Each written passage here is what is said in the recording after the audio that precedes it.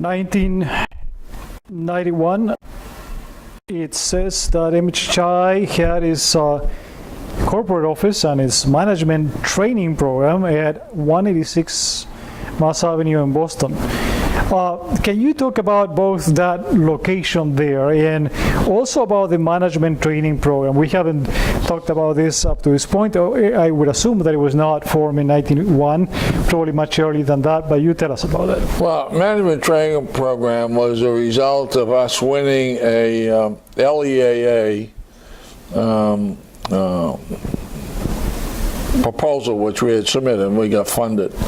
The idea was that everybody in social services, or many people in social services, start off at a basic level. They come in, then they get promoted along the way. If they stay with it, then they get another promotion, another promotion. But there was no particular training program for any of us to learn how to manage a business, how to run a program. It was all done by experience, and not all the experiences, of course, are correct or positive. So our idea was that we would train people how to run social service agencies, in particular correctional community corrections agencies. And that included, by the way, everybody from janitors to secretaries to counselors to program directors and etc., whoever. We did that for quite a long time, actually, and I thought it was pretty successful. Again, it was a program that had its own set of goals that it tried to achieve in terms of number of people that came to the programs, the number of training sessions we ran. Some of these were a day long, some were several days long. And we brought people in from around the country to provide the training that we thought was useful, and we charged a modest fee, maybe $25, let's say, for people to come to our training.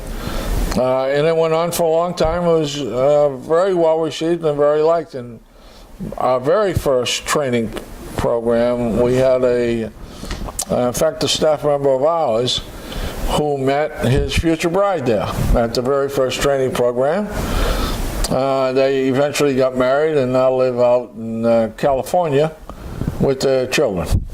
This management training program, I would assume that it was not the classical business management type of training program that people would receive. I would assume that it had to do with dealing with these practical services that are required for this type of population.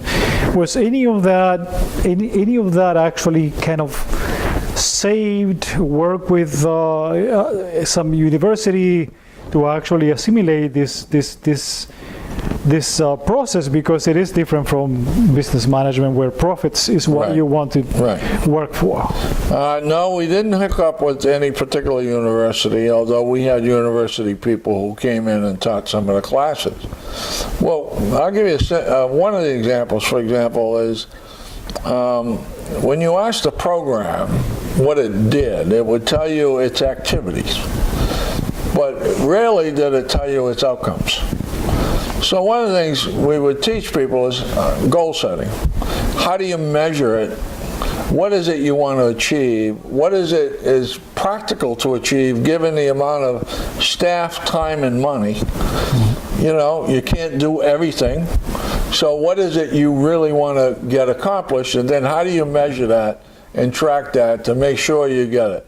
It's like if you went bowling in a bowling league, all right? If I put a curtain in front of you, you threw the ball down, some pins fell down, and you say, great, I knocked some pins over. Well, if you put the curtain up and you saw how many pins you actually knocked down, you'd know if you bowled better than you did before. So the idea was that kind of direct, on-site kind of knowledge that we were trying to bring to the business of human services. One thing that you mentioned is that this training program actually reached not only the management level, but all the way down. You said How was that? I mean, how is it that at the lower level of staff would participate on management training? Well, you have to have agreements among the upper management level staff in these various programs or agencies, rather. And then, for example, we'd say to them, well, you hire people and then eventually you promote people, but you don't train them to get the promotion and know what the job of supervisor is, or the job of manager is, or the job of director is. So why not send them to us? $25 is pretty cheap even in those days. And same thing with secretaries. Who trains secretaries?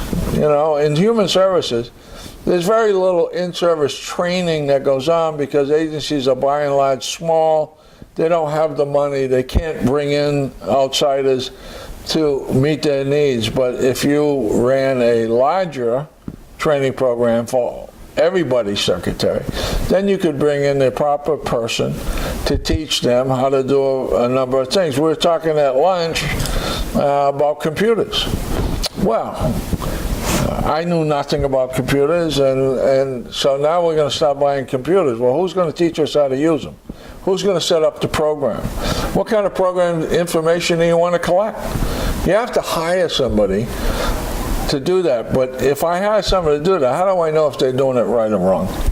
So if we have a training program on basic stuff, then it helps us get to the point where we can use that computer productively. So it makes our programs better. It means that we can focus on the kinds of activities that are useful versus the kinds of activities that maybe not be so useful. One example, counseling. We all do counseling, right? You do a half hour, I do an hour. What difference does it make? Half hour, an hour. It means it's an activity. We could spend 5 hours a week doing an activity. So what if you don't have an outcome that you can see and measure and touch? So that's what we're trying to bring to the business. In 1992, William Appleton Coolidge died. You mentioned the name Coolidge. You mentioned that we had one of the facilities named after Mr. Coolidge. And can you just tell us a little bit more about Mr. Coolidge, his contributions all the way from 1965 till he died, basically in 1992? A remarkable man. He was a wealthy man in his own right. He was active in a number of things. He was a venture capitalist, and he was active in the Episcopal Church and Harvard University and MIT and etc. He was chairman of the board when I came to Mass Halfway Houses, and he was just remarkable. His secretary, Mary Sargent, who was quite involved with us for a long, long time, and I would talk roughly every day about how things were going. When I ran into a problem, especially a financial problem,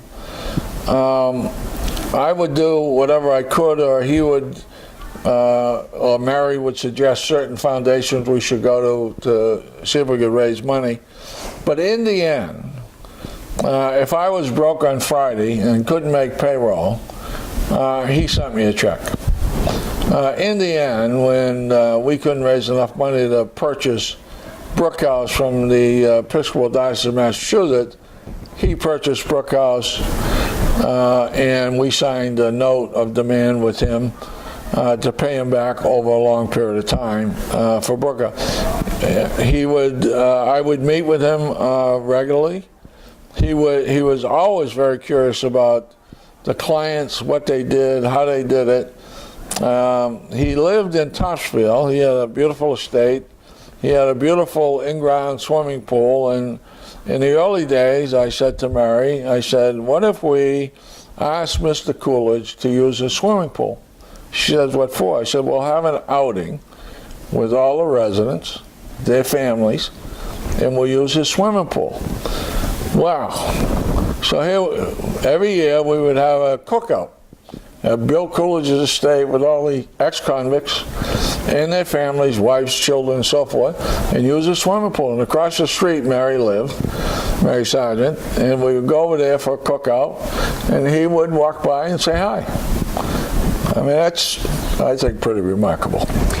Did you have a chance to talk to him personally? Oh yes, regularly. What was making him tick in this relation? I mean, venture capitalists are not usually charitable people. Why is it that Coolidge was different? I don't know why he was different. This was the only what I would call non-traditional activity that he was involved in. As a person, he was on 90 corporations and 60 board of directors worldwide, including Coca-Cola, for example. He was just remarkable. He had a very serious interest in helping people improve their lives. And he saw this as a unique challenge because they were ex-offenders coming out of prison. The opportunities were far less. So he saw this as an opportunity to really make an impact. You mentioned that he was basically an Episcopalian, and we did talk about some of the roots of MHHI from the chapel,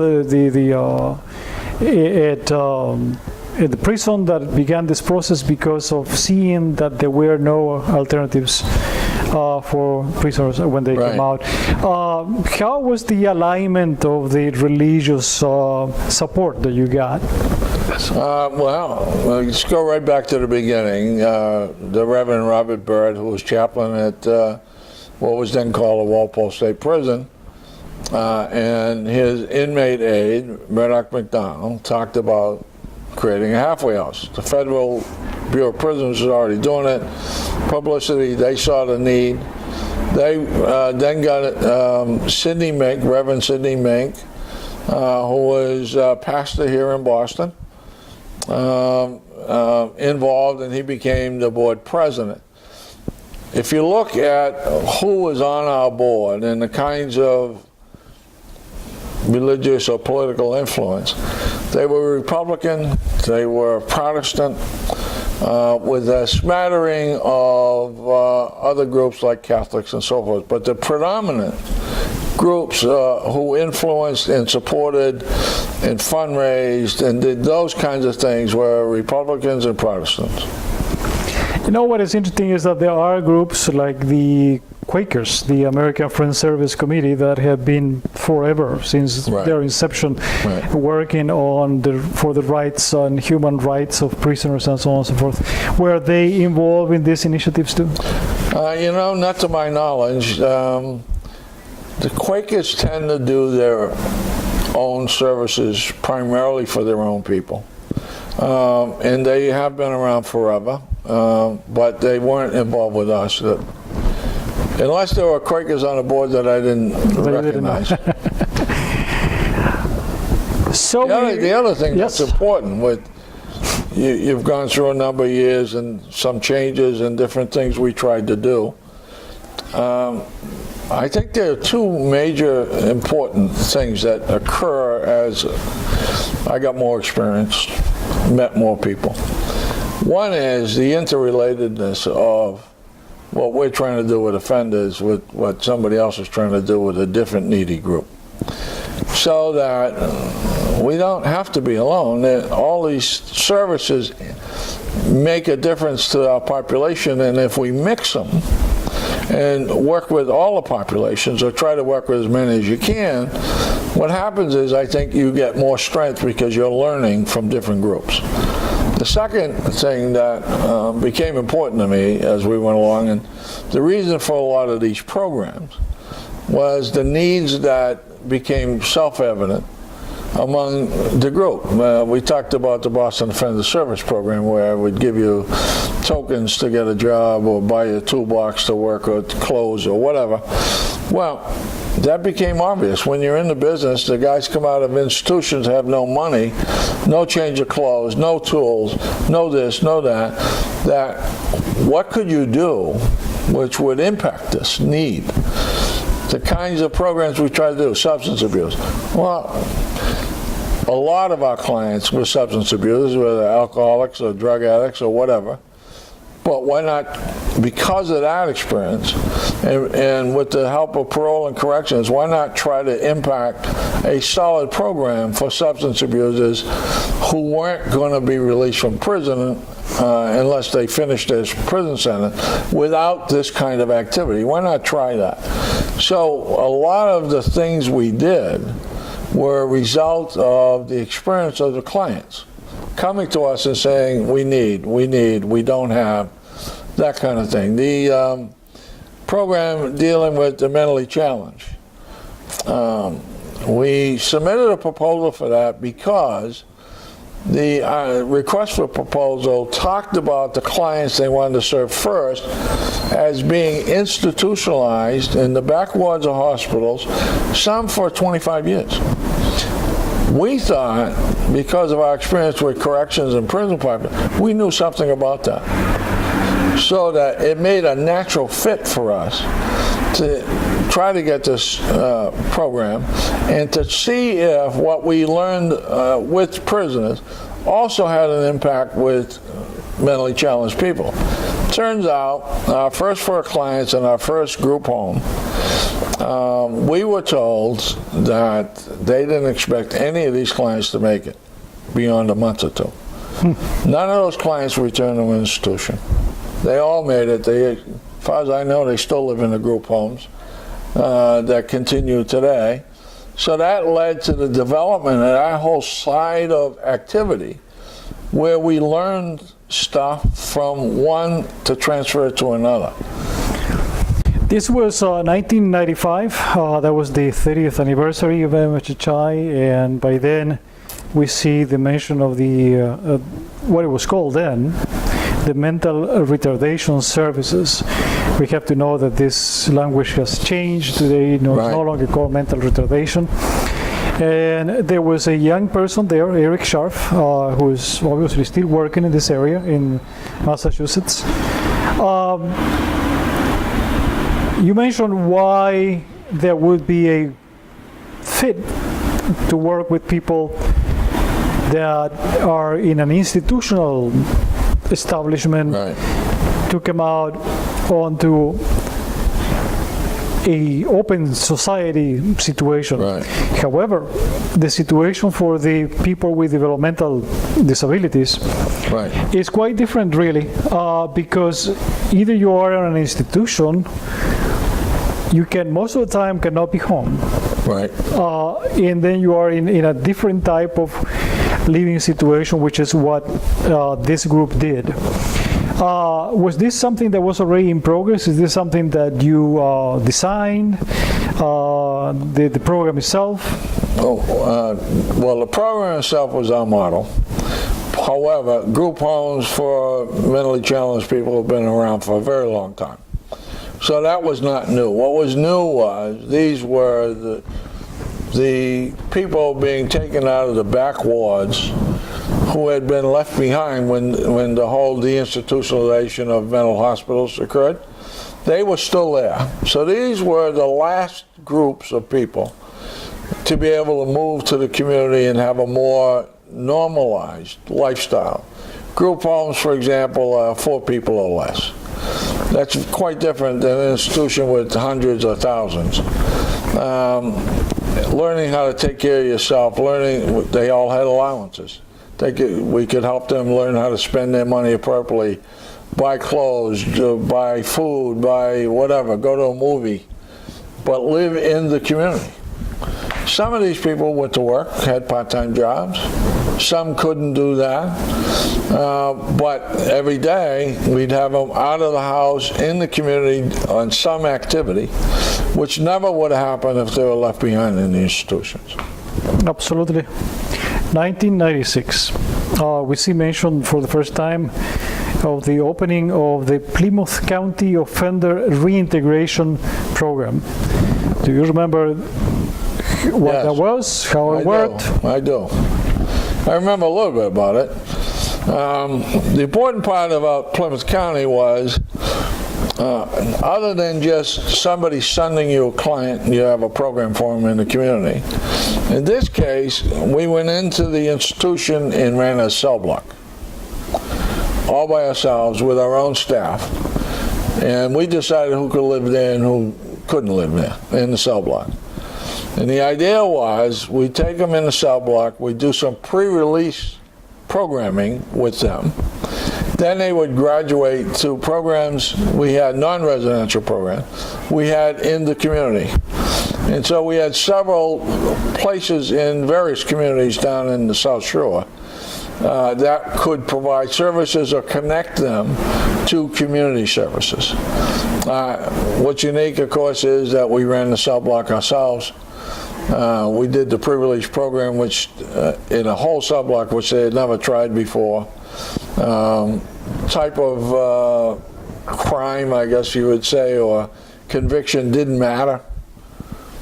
If you were being prepared to be released, you could qualify for this program and see what happens.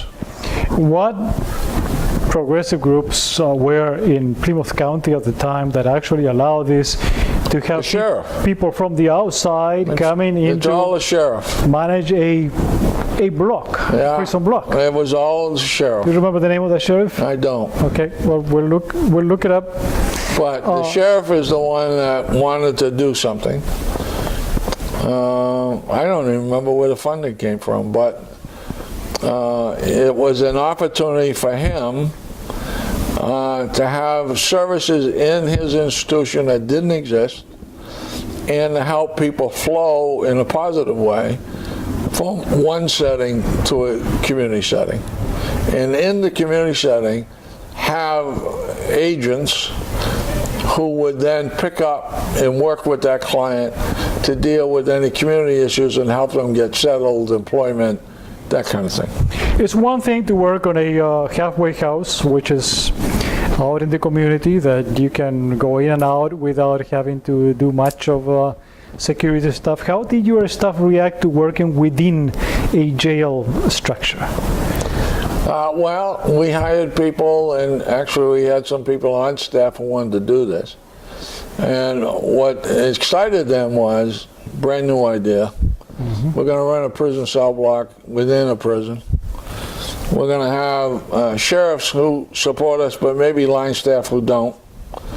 And we're going to have a bunch of inmates who are going to be highly skeptical about what are you here for, what are you doing. Now, if you're in this business and you've been around a while, that's pretty exciting. It's pretty challenging. And if you're successful, and I think we were in that particular program, if you're successful, that's a great accomplishment. Now you can take all those things you learned and do a number of other things if you want to move on. So I think the staff was pretty challenging and loved it. That's good. 1986 again. Unfortunately, that year, one of your supporters of many years, Joseph Ambrose, died. Can you tell us more about the work of Mr. Ambrose? Sure. As I said earlier, he was Major General of the National Guard in Massachusetts for a while. He was a colonel in the regular army. But he was, and I can't recall the name of his office at the State House, but he had a legislative job, appointed job, which dealt with juvenile delinquents and how can we change the way we deal with them so that they can have a more positive life. And it's because of Joe that, for example, he hooked me up with hiring people coming out of the service. We had no way of attracting them, and of course they probably weren't looking for a job with an outfit like us. But Joe made a connection so that we started to get people who are retiring, majors and colonels and whatever, to come to work for us and help us design our staffing patterns and our organizational charts and things that I knew little about. and they helped me do that. The other thing, Joe always wanted to get a group home for juveniles going within Mass Halfway Houses, and that became Ambrose House, named after him, working with these older, more difficult kids who were soon to become adults, and to continue their in and out of institutions. And he was very key to us developing that program, getting it funded, and so forth. And of course, it was named after Joe, and he would visit there and talk to the kids. Yeah, I remember visiting the house, and there was a big portrait of Joe. Mr. Ambrose right there at the entrance. Right. So, 1996, a dear member of your board, the clerk for many years, and really your official historian of the organization, Miss Lois Stryker, died. Can you tell us how it was to work with Lois? Well, let's go back a ways. Lois worked for the State Department of Employment Services, and she had a unique office where she had a handful of staff who worked with offenders trying to find work. And that's how I first met Lois, because we would make referrals to her. And then as we got to know each other a little better, we got a contract through Lois with the Department of Employment Services to outstation her staff and herself to Brookhouse. And we set up an office area just for her people in employment services. That was the first time that the employment services ever outstationed any of their people in Massachusetts. So that was the beginning, and they were. And so as we went on in years in our relationship, Lois then joined our board of directors and became a very influential and important figure on the board. She had a way of calming people down, to seeing the forest for the trees, you know, to not get lost, but to understand that the long-range activity is to achieve this kind of thing. So, and then she became an officer of the board for years. And she was a very, very important person for us. You already spoke about the Ambrose House as how it opened. 1997, actually that's when the record shows that the Ambrose House was open. But 97, you also decide to do something yourself with your own life, and you decide to retire. Right. After 32 years of service. 32 years of service. What do you think about this 32 years of service to such an important contribution to, by this point, 97, probably 70,000 individuals that benefited from the work that you and your people did? What do I think? I think it was exciting and fun. I think we got a hell of a lot done. I think we were allowed to experiment and do some things that had never been tried before. And it took courage for us, but it also took courage on the public side to allow us to do this stuff. Because if anything went terribly wrong, there'd be a lot of blame to share around. But one of the things I found out about myself was when I retired, about a friend of mine in Rhode Island called me up about 6 months maybe into my retirement and asked me to come to Rhode Island and run a program for him. And I'm still doing that. So you don't get out of the business. The other thing that you find out is that we, during our business, require a lot of volunteer work by people from the community. Well, now I'm doing that. I'm volunteering at our Council of Aging has a senior center where I live. And so I'm the president of the Friends of the Senior Center. So you don't get out of the volunteer business. You don't get out of human services. It's just different. You have seen the history of community corrections develop and fold. You have participated in it. You have helped shape it with many others. A whole generation of people that, as you see here in the 90s, was kind of passing away. Right. But you are still here with us, thank goodness.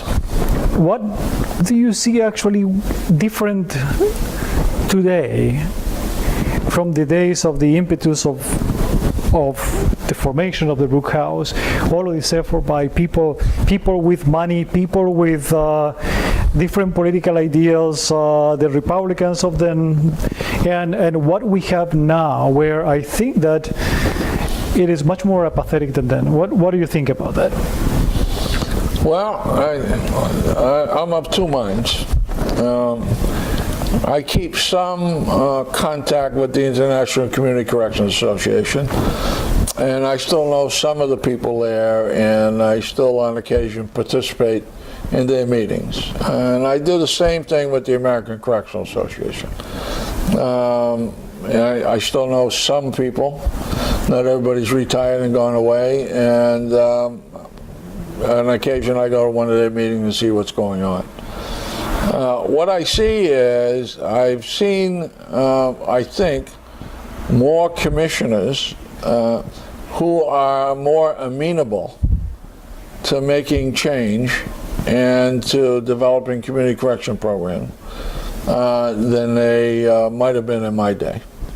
For example, this is passé now, but the former commissioner in Ohio a few years ago went to his governor and said, we can't build more prisons.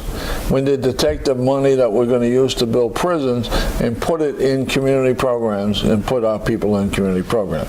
That would have never happened in my early days, ever. There's a former commissioner of Massachusetts who's now in West Virginia who is very pro-community corrections. So I think that opportunity still exists. I don't see, however, if you're in the private nonprofit side, I think the battle between us and the public side who doesn't like us because I think they're worried we're going to somehow take over their work, I don't see that going away ever. I think that still exists, and therefore the roadblocks exist to making changes and doing your work and getting more funding. On the other hand, the Federal Bureau of Prisons, where I started, had 3 programs when we opened up in 1961. There are 400 today, all over the country.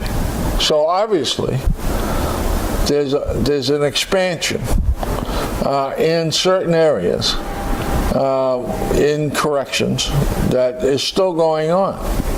Now, we don't happen to live in one of the states where it's still going on, but it could. The next governor could change it.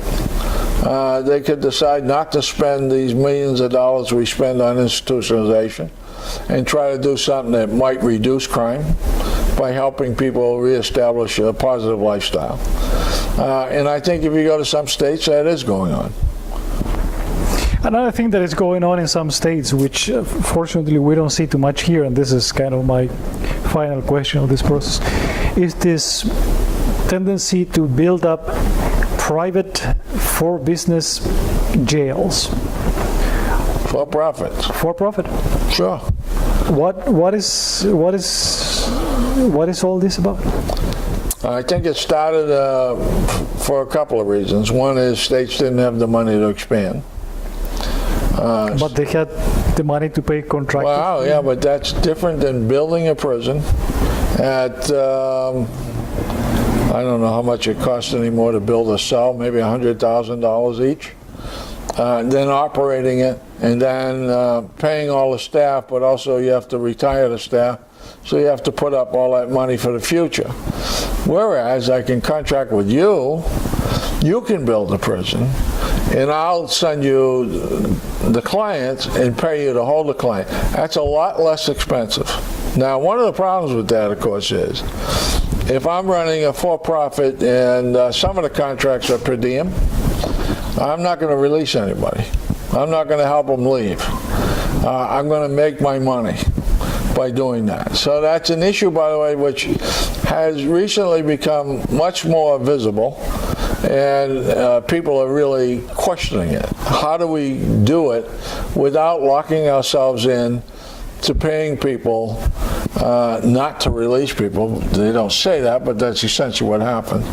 Where releasing people is not a penalty, but a positive. I think they still have to work that out, but you sure. The finances of the prison industry are tremendous. So the states find it much simpler to contract, let somebody else take all the risk, and pay them a per diem basis, which saves them millions and millions and millions of dollars over a lifetime. Now, a lot of these contracts are time limited. You know, I'll build you a new prison, you'll use it, you'll pay me. But 20 years from now, I turn the prison over, you own it. Because 20 years from now, the prison needs to be fully rehabbed, and that's when I'm going to give it to you.